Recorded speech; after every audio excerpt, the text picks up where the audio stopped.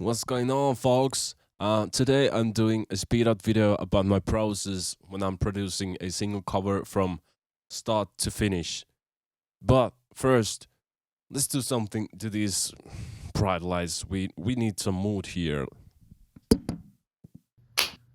Yes, now it's better. Let's hop on to the video and I'm going to show you how my single covers are made. Let's go. This time I wanted to create an apocalyptic sand dune cover and I started it by creating a plane. Then I added ocean modifier to it and tweaked the value of spatial size and smallest wave size to get the hills look like dunes. And now, when we got to render view, we need some light. I added HDRI from Blender Kit and this stratosphere HDRI gives much light and has nice background view. Now I start to do the material of the sand by going to the shader editor. First I added a brown color, then I added bump map and connected wave texture to make the lines of the sand. Then mapping, texture coordinate, and color ramp, Musgrave texture, and then a second bump texture, and the noise texture, mapping, at the last, the texture coordinate. Now I want to add some landscape element by pressing Shift+A. I want to locate it to a good spot for the camera view. I'm choosing zone.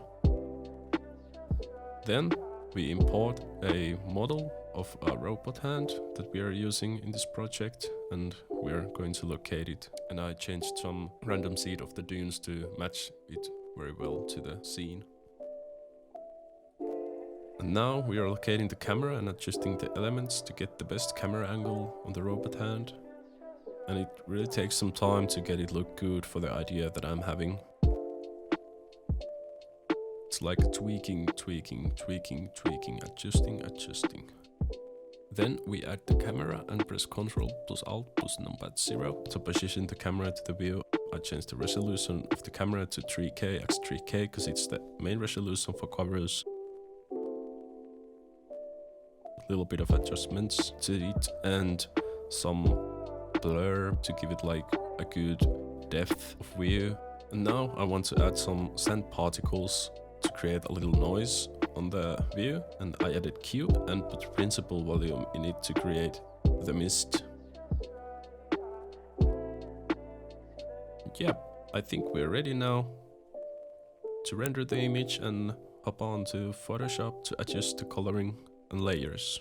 First I added new layer of the picture and added gradient color and gave it a blue feeling because I really like blue and you can see it on my work.